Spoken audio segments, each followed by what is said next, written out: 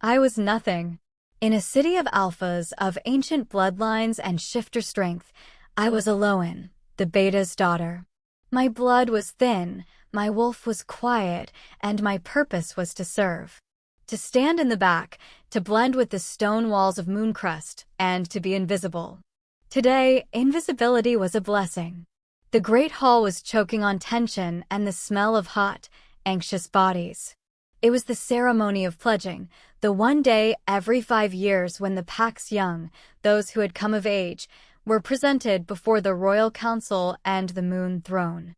I kept my head down, my gaze fixed on the worn leather of my boots. My father, the pack beta, stood near the front, his back straight, his face a mask of duty. He hadn't looked at me all morning. He knew, just as I did, that my presence here was a formality. A joke. Lord Valerius, the head of the council, was speaking. His voice was like rocks grinding together, a dry, cruel sound that always made my skin crawl. For 500 years, he declared, his black-clad form pacing before the dais, Mooncrest has been kept pure. Our strength is in our blood. Only the true line of the Alpha may rule. Only the pure may approach the throne. His cold, gray eyes scanned the crowd of young shifters. One by one, the sons and daughters of the Alpha lines stepped forward.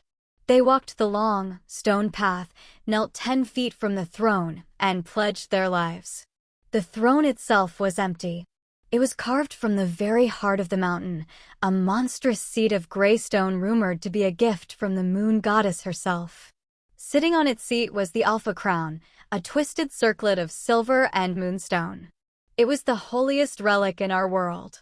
And it was forbidden. The law was absolute. Only pure royal blood, the blood of the Alpha King, could touch the moon throne. Anyone else who dared, well, the stories said they were burned from the inside out. Reduced to ash for their impurity. I shuffled my feet, trying to fade deeper into the shadows by the door. Then I felt his eyes. Prince Kieran, the Alpha heir. He was standing beside his father, the king, looking every bit the ruler he was born to be. He was broad-shouldered, with dark hair that fell over his brow and eyes so intense they felt like a physical touch. He was everything I was not, powerful, confident, and born to be seen. For the last 6 months, he had been training me. I didn't know why. He'd said a beta's daughter needed to know how to fight, how to lead. I thought he was just being kind. I don't know what I thought. I just knew that the hours we spent in the training ring, his body moving against mine, his voice low and patient, were the only times I ever felt like I was more than just nothing. Now he looked at me, and with a tiny, almost imperceptible motion, he nodded. Courage. And finally, Lord Valerius's voice dripped with disdain, Elowen, daughter of the beta. The hall went silent. I could feel the stares. The pity. The mockery. Come, girl, Valerius sneered. Make your pledge so we can be done with this. My heart hammered against my ribs so hard I thought it would break. I forced my legs to move, one boot in front of the other. The stone floor was cold beneath my thin soles. I walked the long path. The throne loomed before me, dark and terrifying. The air around it felt strange, vibrating with a power that made my teeth hum. I kept my eyes down. Just kneel. Say the words. And it will be over. I was 5 steps away when it happened. A sound, like a low silver bell, sang through the hall. I froze. The crown, the forbidden Alpha crown resting on the throne, had begun to glow. I hadn't touched it. I was still yards away. But a soft, pulsing, silver light was pouring from the moonstones, bathing the dais in an ethereal glow. Whispers erupted. What is this? Sorcery. I started to back away, my hands raised. I didn't do anything. Look, a council member shouted, pointing at me. I looked down. A strange heat was spreading across my left shoulder. The birthmark I had kept hidden my entire life, a faint, crescent-shaped mark, was burning. And it was glowing, too, a matching silver light, pulsing in rhythm with the crown. It's her. Lord Valerius roared, his face turning purple with rage. The crown, it's responding to her. It's a trick, another yelled. An abomination. The crown's light grew brighter, more intense, until it was a blinding beam of silver connecting me to the throne. The power of it was terrifying, a roaring in my ears like a vast celestial storm. It didn't hurt. It felt like a call. Valerius drew his sword. The sound of steel in the great hall was a shriek of sacrilege. Seize her, he bellowed at the guards. She defiles the throne. She defiles our law. Kill the half-breed. Panic, cold and sharp, stabbed into my lungs. Guards were moving, a wall of steel and fur closing in. I was going to die. Here. For a crime I didn't understand. I turned to run, but there was nowhere to go. No. Prince Kieran's voice cut through the chaos. He moved like a shadow, leaping from the dais, his own sword drawn. He didn't move toward the guards. He moved to me. He put himself between me and the council, his sword pointed at Valerius's chest. Touch her, Kieran snarled, his eyes flashing with the gold of his alpha wolf, and you die. The hall exploded. If you found this prologue interesting, please take a moment to subscribe to my channel. It's the best way to support me. Don't forget to like this video, comment below, and share it with someone you know who loves a good story. And make sure to hit that notification bell so you never miss the next chapter. Chapter 1. The world was a blur of noise and silver light. Kieran's hand clamped around my arm, his grip so tight it felt like it would shatter the bone. Elowen, run. He didn't have to tell me twice.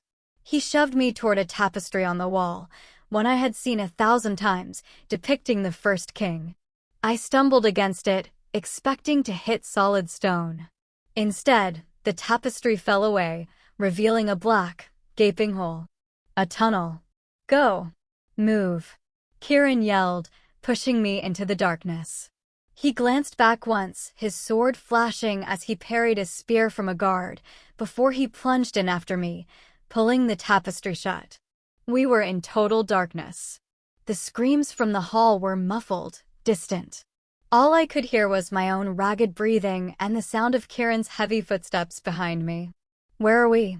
I gasped, my hands outstretched, scraping against cold, damp stone. A secret passage. One of many. His voice was strained, breathless. The castle is full of them. Keep moving. They will know of this one, but it gives us a head start.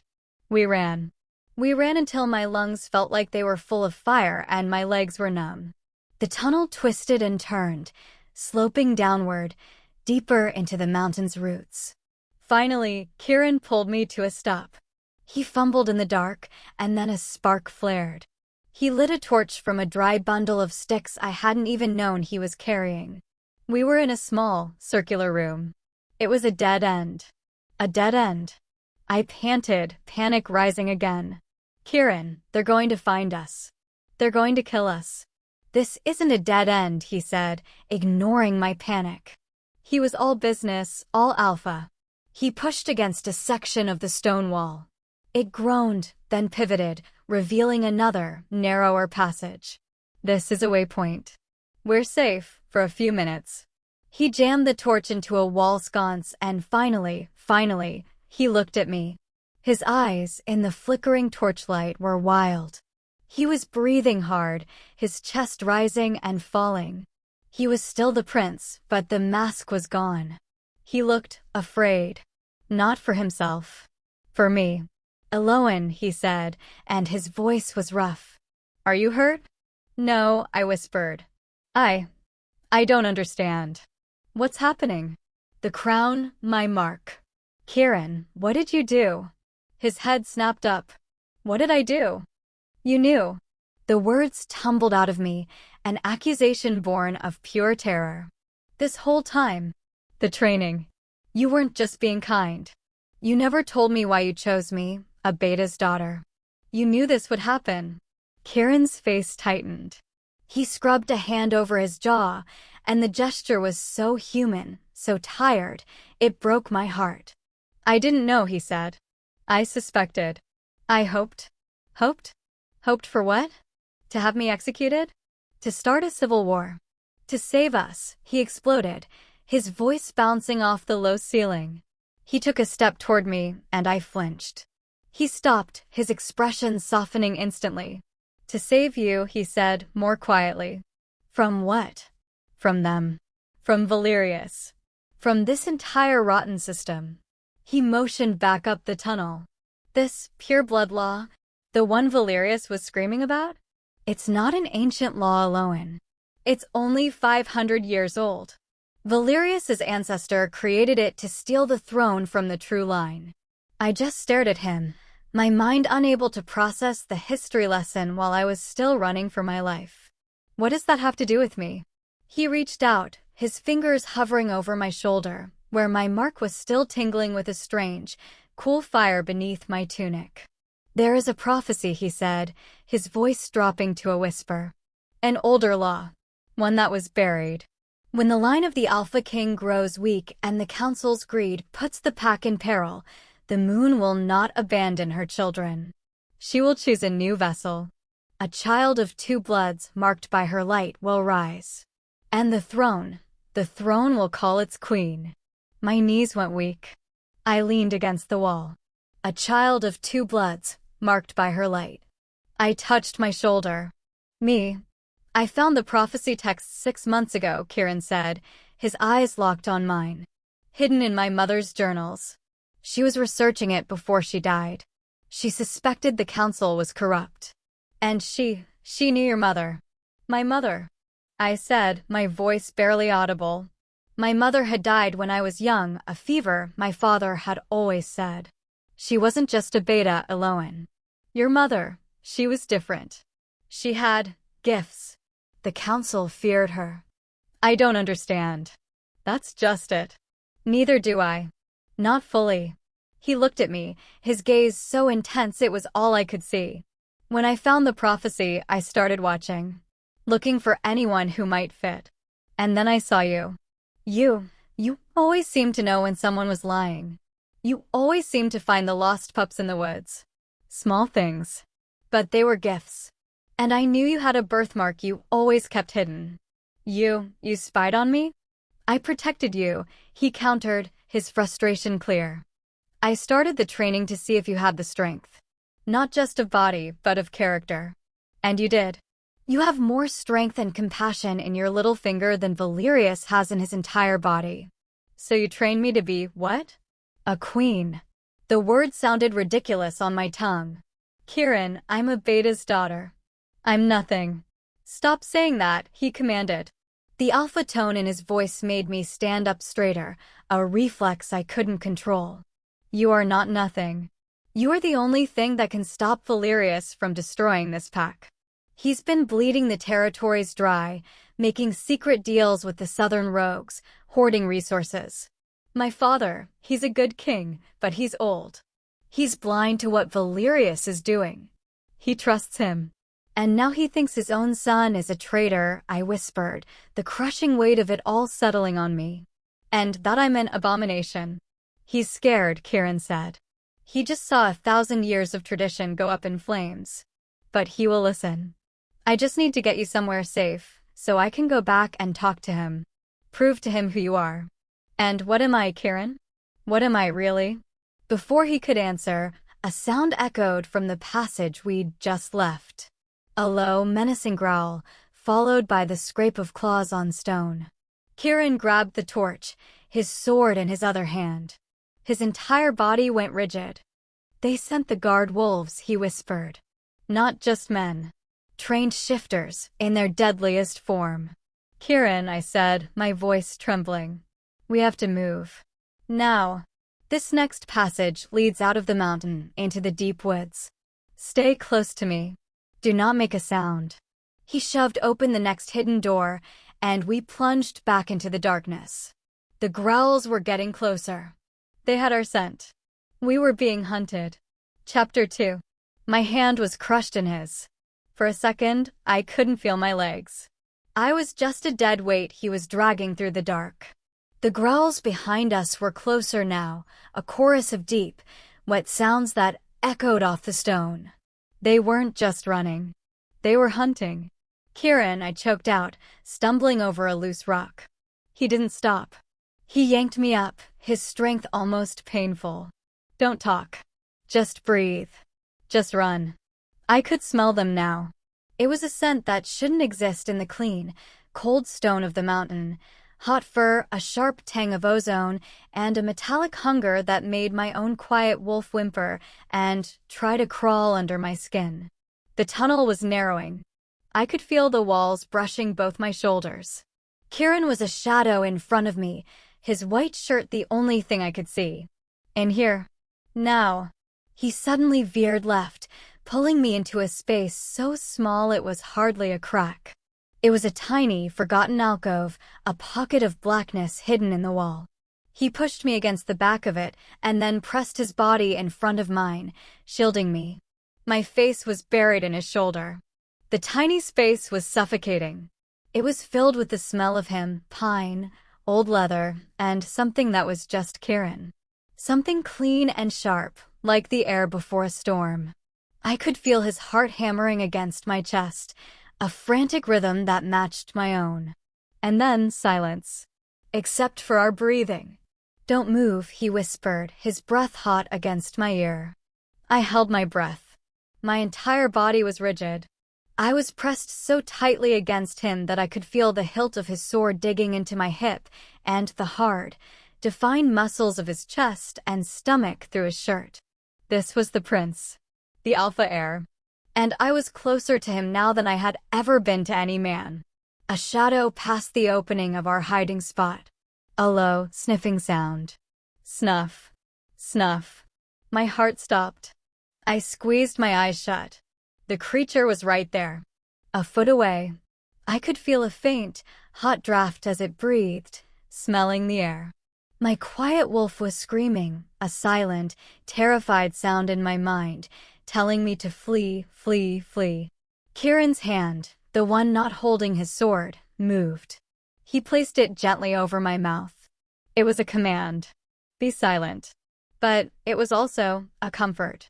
His thumb stroked my cheek, a single, reassuring gesture in the terrifying dark.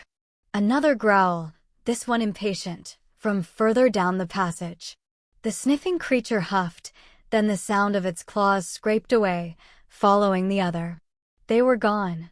Kieran didn't move for a long, agonizing minute. I could just feel the rise and fall of his chest. Finally, he let out a slow, controlled breath and eased his hand from my mouth. He leaned his forehead against the stone wall, just beside my head. That was close, he whispered. His voice was shaky. The Alpha Prince was shaken. You're a traitor, I whispered back, the words tasting like poison. Kieran, your father, the king, he'll see this as treason. He turned his head. Even in the near-total dark, I could feel the burn of his gaze. No, Elowen.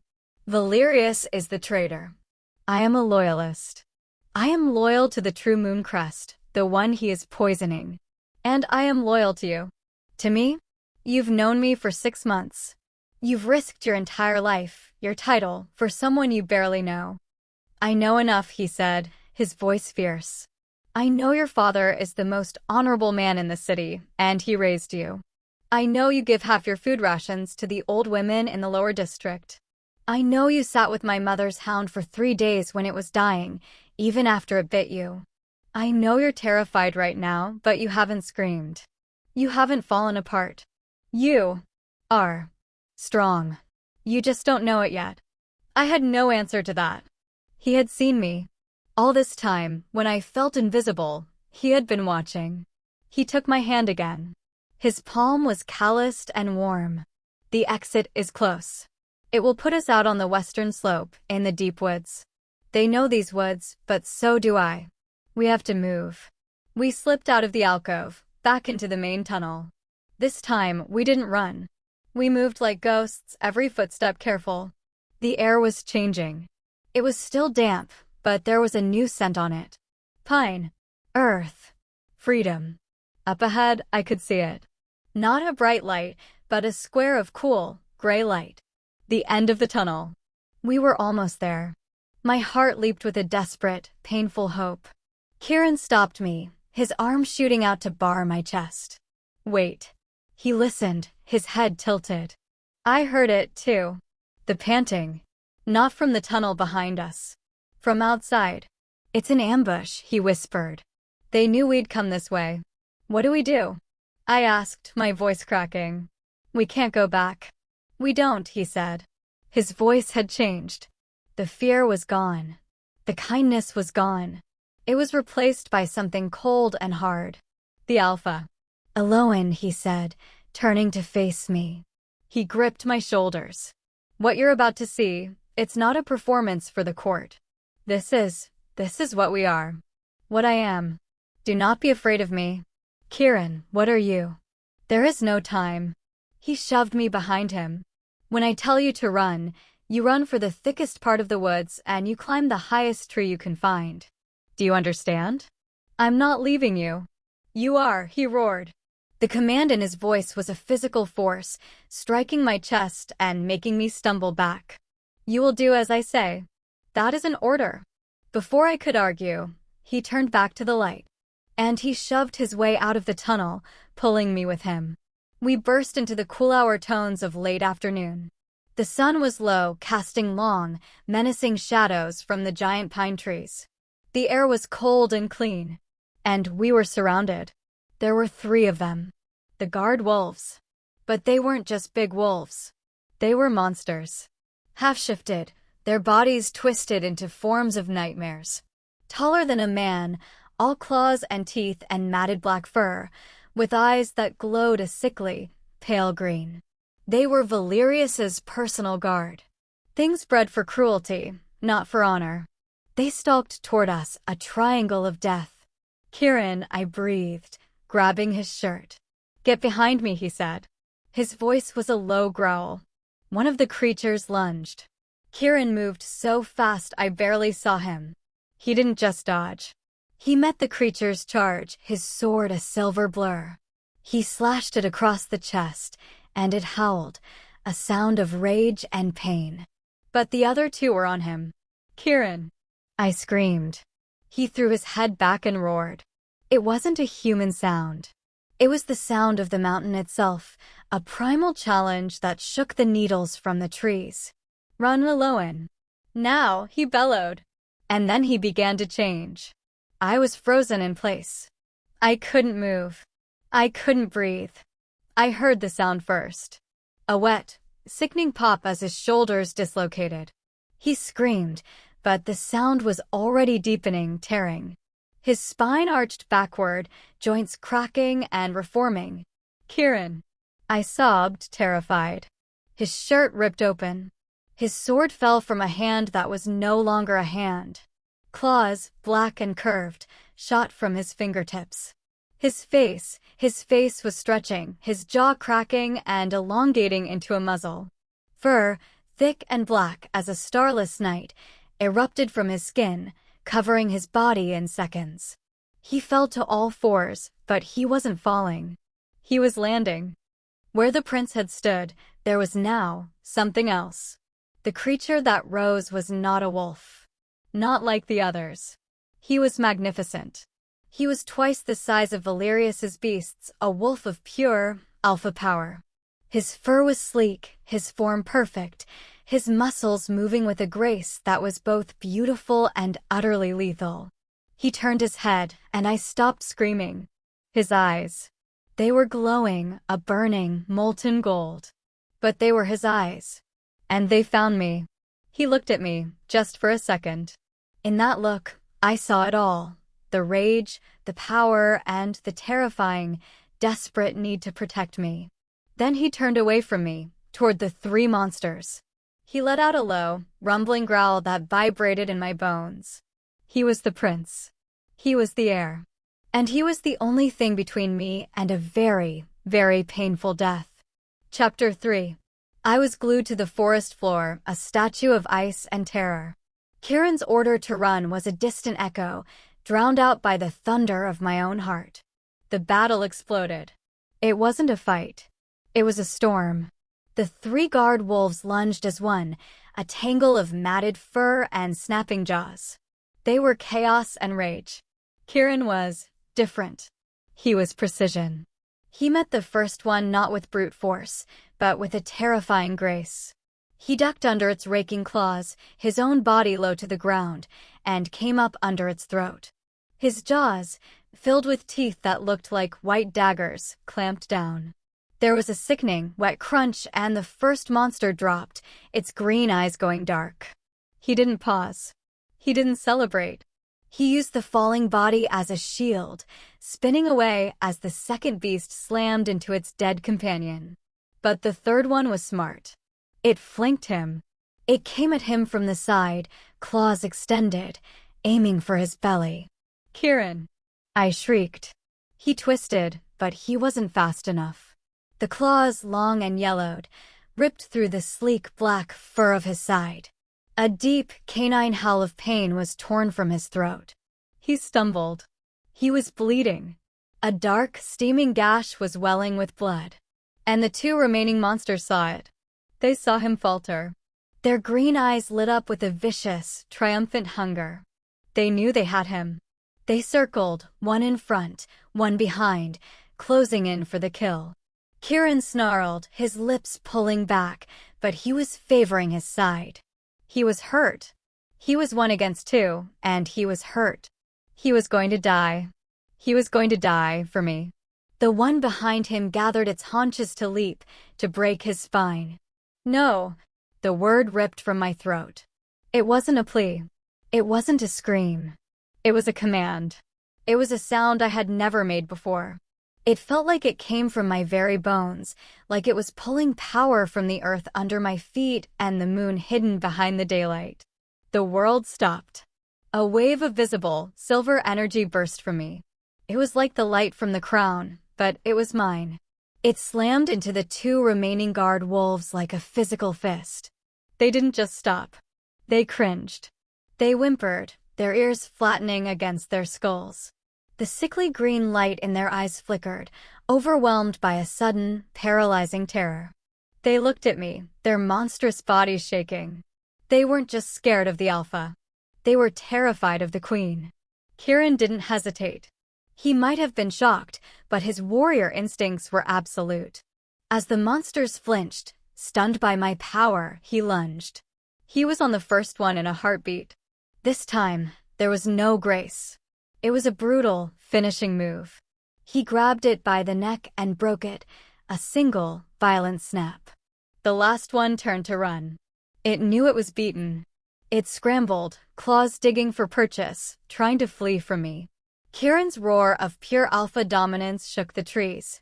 He would not let it escape. He would not let it return to Valerius. He caught it in 2 massive bounds. He was a black shadow, an executioner.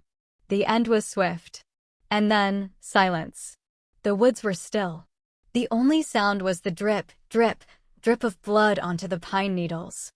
Kieran stood over the last body, his massive chest heaving. He was soaked. His own blood and the blood of his enemies. He looked like a god of war, primal and terrifying. He turned his head slowly. Those golden eyes found me. The rage was gone. The bloodlust was fading. All that was left was him. And he was hurt. He took a step toward me and his side gave out. He collapsed, a whine of pain caught in his throat. "Kieran!" The spell of terror broke, replaced by a new, sharper fear. I ran to him, sliding to my knees in the dirt and blood. "Kieran, oh gods, you're bleeding." I touched the gash in his side. It was deep, a terrible, ragged wound.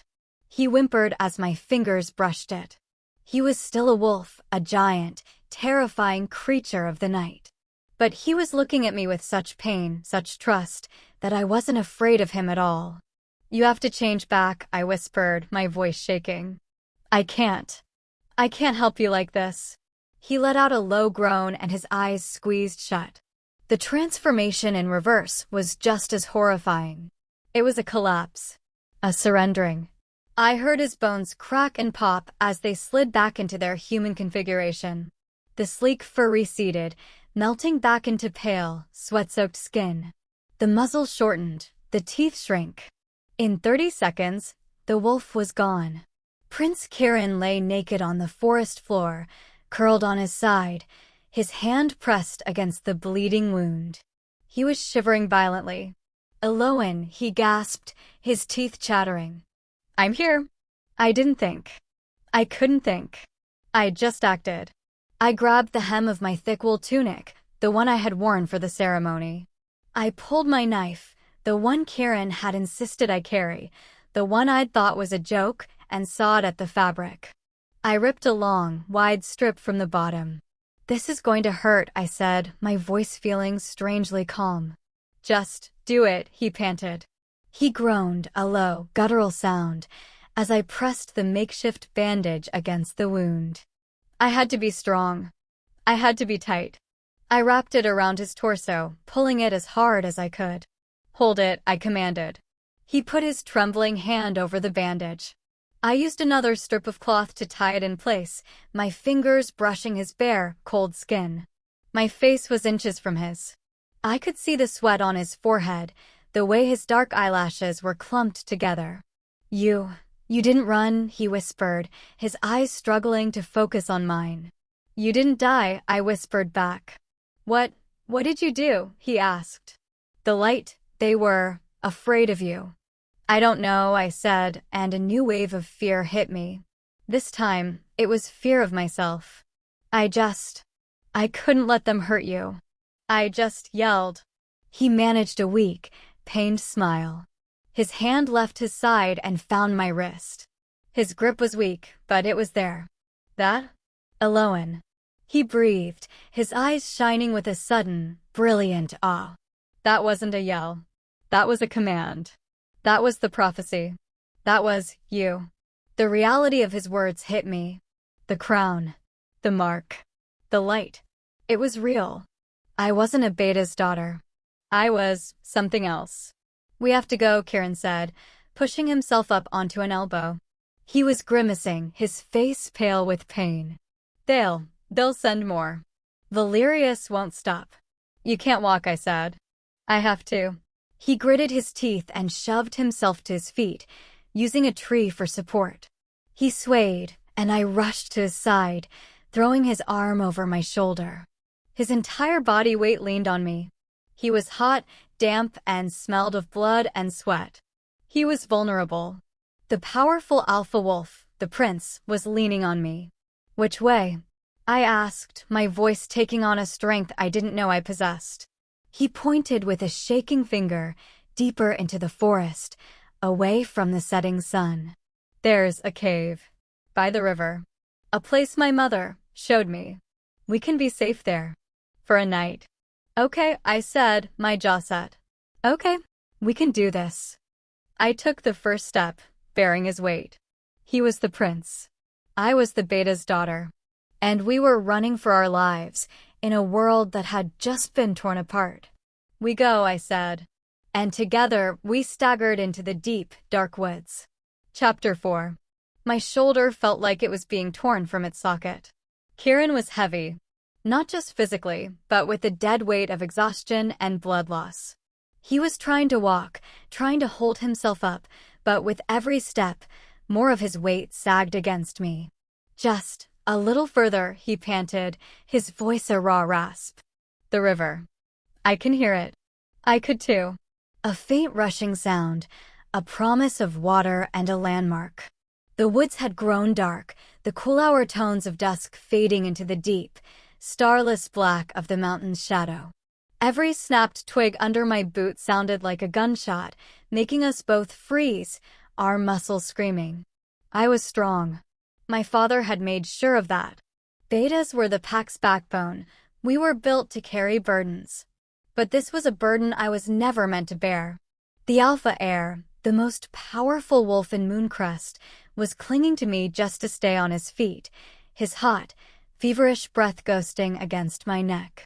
"It's here," he mumbled, his head slumping forward.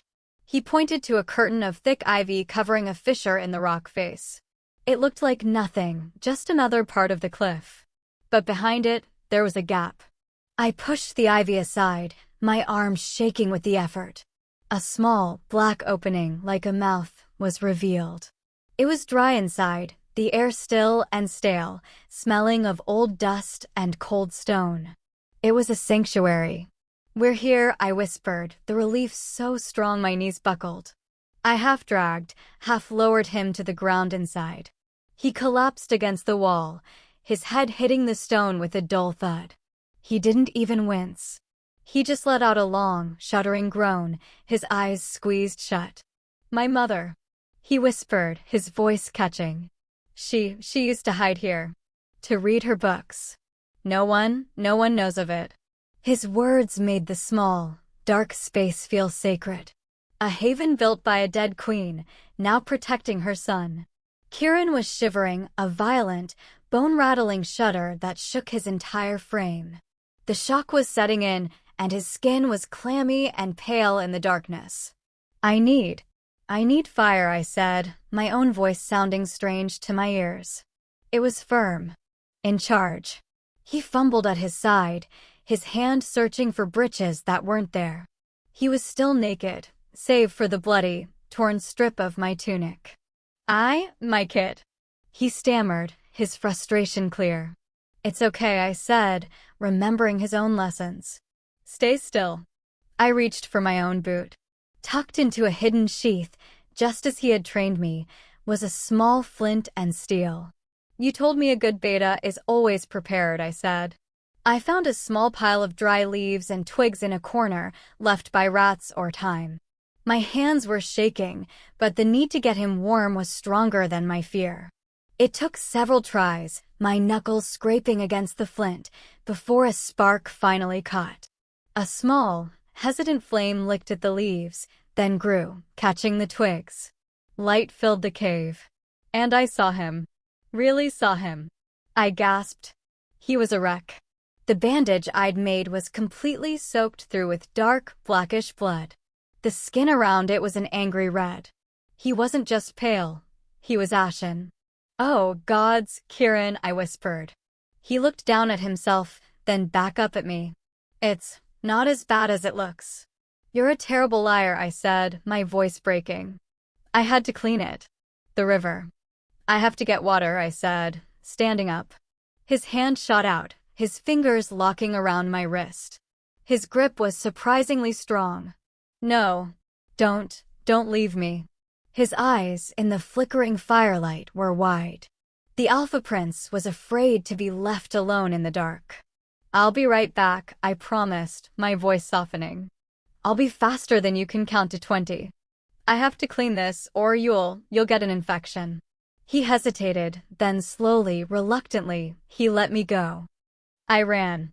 I scrambled down the short incline to the river, my heart pounding. The world outside the cave was loud, the water rushing, the wind in the pines. It felt too open, too exposed. I ripped another, cleaner strip from my underskirt, soaked it in the icy, rushing water, and ran back.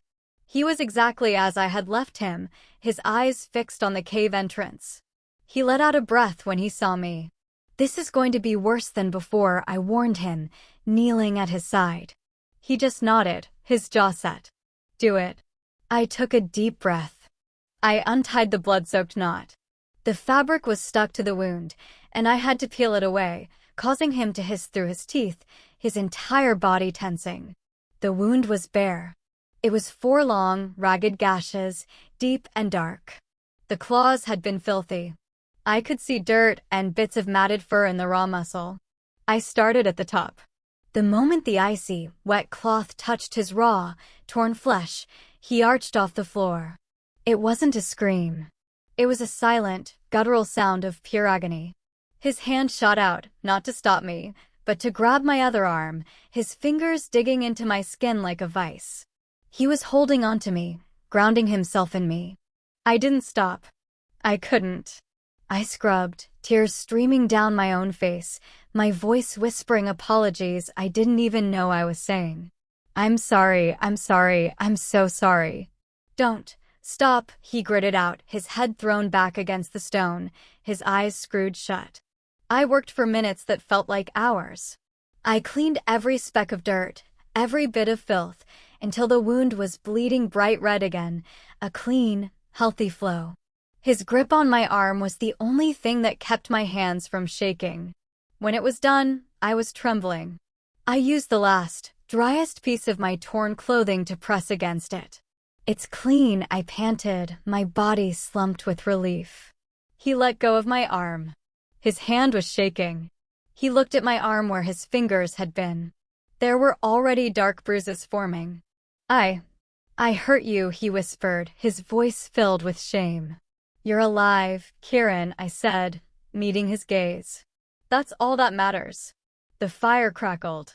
The silence in the cave was thick, filled with the sounds of our breathing and the dripping of water. He looked at me. The prince, the alpha, the wolf, all of it was stripped away. It was just Kieran. A man, bleeding and in pain. And he was looking at me with an expression I couldn't name. It was awe, gratitude, and something else, something deeper that made my stomach feel hollow. "You saved my life," he said, his voice raw. "You saved mine," I countered. "No," he said, shaking his head slowly. "In the hall, I was protecting a prophecy. In the woods, I was just trying to buy you time. I thought I was going to die. But you, Elowen." He reached out and, with a trembling finger, he touched the birthmark on my shoulder, which was visible through the tear in my tunic. That light, that command. I've never felt anything like it. They were terrified of you.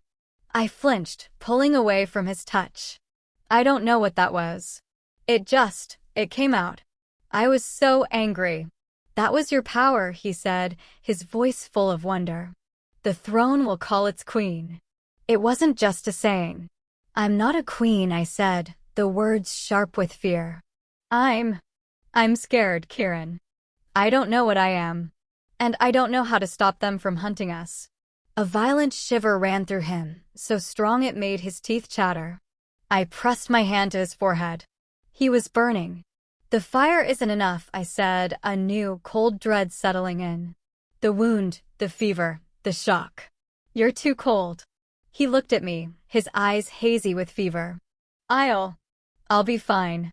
"No, you won't," I said, my voice flat. I knew the signs. I'd seen it in the pack when hunters were wounded. If the core temperature dropped too far, the body just gave up. There was only one way. My heart was hammering, but my mind was clear. This wasn't a choice. It was a necessity. "Lie down," I said. "On your good side." He looked at me, his brow furrowed in confusion. "What?" "We have to share body heat," I said, my voice not shaking, much to my surprise. "It's the only way to stop the shock and fight the fever. Lie down." He was too weak, too sick to argue. He slowly, painfully, shifted, lying on his uninjured side, his back to me. I took a deep breath. I was in my thin linen shift, my tunic and underskirt in bloody rags. I sat, then slid down behind him, pressing my body against his. His skin was fire. He was all hot, bare skin and hard, trembling muscle. I put my knees behind his and pressed my stomach and chest against his broad back. I was terrified, but he was dying. It's okay," I whispered, more to myself than to him. I wrapped my arms around his chest, my hands resting over his heart, careful to stay far away from the bandage on his side. I could feel his heart beating, a fast, frantic thumping against my palm. He let out a long, shuddering sigh, and I felt some of the tension leave his body. He was so hot. "Elowen," he whispered, his voice thick. "Shoo," I said, resting my cheek between his shoulder blades. "Don't talk. Just sleep. I'll watch." I felt his body relax, melting into my warmth. He was the prince, and I was the beta's daughter. And I was holding him in my arms, in a dark cave, like a lover, while our world burned down around us. And for the first time in my life, I wasn't invisible. I was the only thing keeping him alive. Chapter 5. I woke with a gasp, my neck locked in a painful cramp. For a confused, disoriented second, I didn't know where I was. The world was dark, the air was cold, and my entire body was pressed against a solid, unmoving heat. Kieran. It all came rushing back. The throne, the chase, the wolves, the blood. The small fire had burned down to a pile of dull, orange embers. The cave was cast in a deep, cold shadow. Kieran was utterly still in my arms, but he was no longer shivering. He was just hot. A dry, baking heat that felt unnatural. He was radiating fever like a furnace. "Kieran?" I whispered, my voice thick with sleep. I tried to pull away, but my limbs were stiff and his body was a dead weight. I slid my arm from around his chest. My hand, which had rested over his heart, came away damp with his sweat. He was burning up. "Kieran," I said, louder this time, shaking his shoulder. He groaned, a low, thick sound, his head rolling against the stone floor. He didn't open his eyes. Panic, cold and sharp, seized my heart. This was worse than the shivering. This was a deep, consuming fever, the kind that cooked the mind and stole the soul. His shifter healing, it wasn't working. "No, no, no," I frantically whispered. I crawled around to face him, my hands shaking. I poked the embers, adding the last of our tiny store of twigs. The fire flared, hesitant and weak, but it was enough to see. His face was flushed a dark, blotchy red. His lips were cracked and dry. His breath was coming in short, shallow pants. I had to look at the wound. My stomach turned. I didn't want to. I knew what I would find. But I had to. I gently, so gently, peeled back the makeshift bandage I had tied around his waist. The cloth was stiff, dried in some places, disgustingly damp in others. The wound it was wrong. It wasn't just red. The edges were swollen, puffy, and had taken on a sickly, greenish-black tinge. Thin, dark veins spidered out from the gashes, crawling over his skin like tiny, black roots. It smelled like old meat. Like decay. This wasn't a normal infection. Shadow rot, I breathed, the words stolen from my memory. I'd heard the old pack healers speak of it.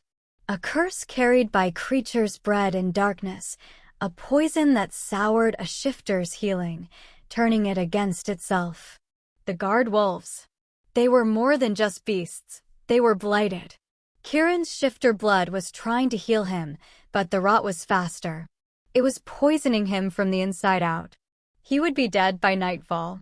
A sob, dry and hard, tore from my chest. The Alpha Prince, the heir to Mooncrest, was going to die in a dusty cave with me. "No." I said the word aloud, my voice echoing in the small space. It sounded like the command I had given in the forest. It sounded strong. I knew the cure. The healers had always spoken of it in hushed, reverent tones. King's silver. A plant that only grew on the highest, sun-scorched ridges of the mountain. It wasn't a plant, really, but a shimmering, silver moss that pulled its life from the bare rock and the moonlight. It was the only thing that could burn out the shadow rot. But it was out there. Out in the bright, open daylight, where Valerius's hunters would be swarming. I had to go. Elowen. His voice was a dry croak. His eyes were open. Just slits, but he was looking at me. His gaze was hazy, lost in fever. "I'm here," I said, my hand finding his. His skin was like sandpaper. "You're shining," he mumbled, his brow furrowing. "The light. It's all around you." My heart stuttered. "Kieran, that's the fever." "I'm not shining." "No," he insisted, his grip on my hand tightening with a flash of his old strength. "I see it. My mother told me. The line, the true line, they held the moonlight inside." He coughed, a dry, racking sound that shook his whole body. "You're beautiful." My throat closed up. He was dying, he was delirious, and he was calling me beautiful. A hot tear splashed onto his hand. He was seeing the prophecy, not me. "Kieran, you're very sick," I said, forcing my voice to be steady. "The wound is poisoned. I have to get the cure." "No." His eyes cleared, just for a second. The alpha was still in there. Don't leave. Valerius, he's hunting you. The prophecy. He can't let it be true. He'll kill you. And I can't let you die, I said, my voice as hard as his. You gave me an order to run. Now I'm giving you one. Stay alive. I pulled my hand from his. I went to the river and filled my water skin, a small one I'd had on my belt. I brought it back and lifted his head, forcing him to drink. He choked and sputtered, but he swallowed. I have to go, I said, standing. Elowen, please, he begged, and the sound of the prince begging was the most painful thing I had ever heard. It's too dangerous. So is this, I said, gesturing to the black veins crawling up his side. I took a deep, shuddering breath. I grabbed my knife. I looked down at him, this powerful, magnificent man, now reduced to a feverish, helpless child. I was all he had. You told me I was strong, I whispered. Now it's my turn to prove you right. His eyes were slipping closed again. Be fast, he murmured, the fever pulling him back under. They can't have you. I built up the fire as best I could, leaving the water skin within his reach. I turned to the mouth of the cave. The ivy curtain was moving in the morning breeze. Outside, the world was bright, loud, and full of enemies. I was a beta's daughter, a nothing, about to walk into a forest full of trained hunters to steal a magic plant for a dying prince. It was impossible. I touched the birthmark on my shoulder. It was just skin. Cold, normal skin. You're shining. I took one last look at Kieran, his body a dark shape in the flickering light. I'll be back, I promised to his sleeping form. Then, holding my breath, I pushed aside the ivy and stepped out into the blinding, hostile light of day. Chapter 6. The bright daylight was a slap in the face. After the dim, close comfort of the cave, the world outside felt vast and terrifyingly bright. Every shadow was a hunter. Every gust of wind through the pines was a whispered threat. My heart was a frantic bird against my ribs, but my hands were steady on my knife. He's hunting you. Kieran's fevered words echoed in my mind. I could hear them. Far below, down in the valley, the baying of hounds. They had lost our trail in the river, but they were casting a wide net. Valerius wouldn't just send wolves, he would send his entire guard. I had to climb. The ridge was high above, a line of jagged, sun-bleached rock that scraped the sky. King's silver. It only grew where the sun was harshest, where no other life could survive. I moved, not with a warrior's confidence, but with the quiet, practiced stealth of a beta. I was used to being unseen, to walking without sound. I used the trees for cover, my boots finding purchase on rocks and roots, my body always in shadow. I was a ghost in my own forest. The climb was brutal. It was less a path and more a scramble, using my hands as much as my feet. My muscles burned, and my lungs felt raw in the thin, cold air. But I kept going. With every 100 feet I climbed, a strange new sensation grew. It started in my birthmark, that crescent moon on my shoulder.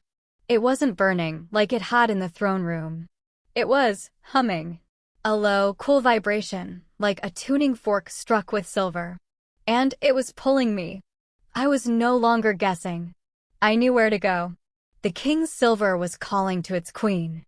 The feeling grew stronger, pulling me left, up a sheer rock face that looked impossible. But there were handholds, just big enough for my fingers. I climbed, my knife clenched in my teeth. I crested the ridge, pulling myself over the top onto a flat, windswept plateau. And I saw it. It was unmistakable. In a patch of searing, bright daylight, a patch of moss shimmered on the gray stone. It looked like liquid moonlight, captured and held, pulsing with a faint, silvery light of its own. I gasped, my body weak with relief. I stumbled toward it, my hand outstretched. I wouldn't touch that, girl. The voice was like gravel. I froze. He stepped out from behind a boulder, blocking my path. He wasn't a shifter. He was a man, tall and lean, dressed in Valerius's black leather. His face was a map of old scars, and his eyes were flat and gray, like a snake's. This was no common guard. This was a hunter. The little beta, he sneered, a cruel smile twisting his lips. Lord Valerius will be very pleased. He wants you alive. For a little while. My blood ran cold. He had been waiting. He knew. Where is the prince? He asked, taking a slow step toward me. Did he bleed out in a hole somewhere? Or did he abandon you, like all alphas do when the entertainment is over? Stay back, I warned, raising my knife. My hand was trembling. He laughed. A short, ugly bark. That little pig sticker? I've been gutting men since before your mother whelped you. He moved. He was so fast. He wasn't a wolf, but he moved with a predator's speed. He batted my knife hand away, the impact sending the blade clattering across the rocks, far out of my reach. He grabbed my wrist, his fingers a steel trap, and yanked me forward. Now you'll tell me where he is, he hissed, his face inches from mine. His breath was sour. He raised his own knife, a long, serrated dagger. No, I spat, my fear turning to a hot, bright rage. Wrong answer. He twisted my arm, forcing me to my knees. The pain was blinding. I was going to die here. After all of it. Kieran was going to die in that cave, and this man was going to drag my body back to Valerius like a trophy. No. He pressed the flat of his blade against my cheek. The steel was cold. Just a soft beta. Weak blood. Where's your prince now? I looked up at him. His gray eyes were dead, empty of mercy. And I felt it. The power. The same power from the forest, the same silver light from the throne room. It didn't burst from me. It rose. It rose up from the earth, through my feet, up my spine, until it filled my entire body. It was cold and bright and furious. It was the power of the moon, and it had been insulted. I stopped shaking. I met his dead, gray eyes. And I whispered one word. Kneel. His eyes went wide. His smug smile vanished, replaced by a look of sudden, profound confusion. His body jerked. He tried to laugh it off. What did you? His leg buckled. He fought it, his muscles bulging in his neck, a grunt of effort ripping from his throat. He looked down at his own knee as if it had betrayed him. What are you doing? He snarled, his voice tight with a new rising fear. I whispered, the power thrumming in my voice, making it resonate in the air around us, Neil. His other knee slammed into the rock. He was on both knees before me, his hand still locked on my wrist, but his grip was now white-knuckled desperation, not dominance. He was terrified. He was looking at me, but he was seeing it. The light. The power Kieran had seen. I didn't give him time to recover. I was a beta. We were not warriors. We were opportunists. While he was frozen, a statue of his own terror, I acted. I jammed my foot against his chest and shoved with all my weight. He was off balance, his body locked by my command. He toppled backward, his head cracking against the stone with a heavy, wet thunk. His grip on my wrist broke. He lay still, his eyes open and staring, stunned. I didn't check on him. I didn't care. I scrambled to the king's silver. I didn't care about the hunter. I didn't care about anything but the dying man in the cave. I scraped the moss off the rock with my bare hands, my fingernails tearing. It was cool to the touch, and it thrummed in my palm, alive and powerful. I scooped up my knife, sprinted to the edge of the ridge, and did not look back. I didn't climb down. I fled. I half slid, half fell down the mountain, rocks and scree cutting my hands, branches tearing at my shift. The hounds were baying closer now, but I didn't care. I ran. I burst through the ivy curtain, gasping, my lungs on fire. Kieran. He was still. The fire was almost dead. The cave was cold. His breathing was gone. No. I fell to my knees beside him. No, you can't. His skin was clammy and cool. The fever had broken, but it had left nothing. He was still. No, I screamed. I took the silver moss, my hands shaking so violently I could barely hold it. I mixed it with the last of the water from the skin, my knife mashing it into a gritty, silver paste. I pried his jaw open. His lips were blue. "You will not die," I yelled, shoving the paste into his mouth. "You will not leave me." I forced his mouth shut and tilted his head back, making him swallow. For a second, nothing happened. Then his entire body arched off the ground. A scream, inhuman and terrifying, was ripped from his throat. It wasn't his voice. It was the voice of the rot as it was burned alive. Black, oily smoke, like an extinguished candle, poured from the wound in his side. It hissed as it hit the air, smelling of sulfur and death. He thrashed, his body convulsing on the cave floor. "Kieran!" I cried, trying to hold him down, to hold him here. He gave one last, violent jerk. And then, he was still. Utterly, completely still. I stared at him, my hand over my mouth, horrified by what I had done. Had I saved him, or had I killed him? The cave was silent. "Kieran?" I whispered, my voice a tiny, broken thing. I shook his shoulder. "Kieran, please." He didn't move. He wasn't breathing. "Please, breathe," I sobbed, collapsing onto his chest. "Breathe. Please." I pressed my ear against his sternum, listening, praying. Silence. Nothing. And then, thump. A single, slow, powerful heartbeat. A gasp. Kieran's entire body filled with air. He sucked it in, a deep, shuddering, life-affirming breath. His eyes snapped open. The fever was gone. The haze was gone. They were clear, sharp, and intensely, brilliantly golden. He looked at me, my face tear-streaked, my body collapsed on top of him. "Elowen," he whispered. His voice was hoarse, but it was his. Epilogue. The moon throne room was silent. This time, I was not standing in the back, hidden in the shadows. I stood on the dais, beside Kieran, my hand in his. The stone of the throne felt warm beneath my palm. My father, his face a mixture of terror and a fierce, bursting pride, stood at the front of the hall. He knew now. He knew what my mother had been, and what she had given me. After that day, everything had changed. We had stayed in the cave for 2 more days, Kieran healing at a supernatural rate, the king's silver having burned away the rot and unlocked his full alpha power. The wound was a scar. He had looked at me, not as a prince, but as a man. We didn't go back to the castle. We went to my father. We went to the other betas, the deltas, the ones Valerius had been bleeding dry. We showed them the truth. And now we were here. The hall was full. But on the council dais, there was one empty seat. Lord Valerius was in the dungeons, his hunter beside him, both staring at the walls, still muttering about a girl who commanded men to kneel. Kieran, dressed in the black and silver of the Alpha heir, stepped forward. "The old law was broken," he said, his voice echoing with a power that every wolf in the room, from Alpha to Omega, had to obey. Not by this woman, but by greed. The line of the king was weak. But the moon did not abandon us. He turned to me, and his golden eyes were soft. "She gave us a queen." He took my hand and placed it on the arm of the throne.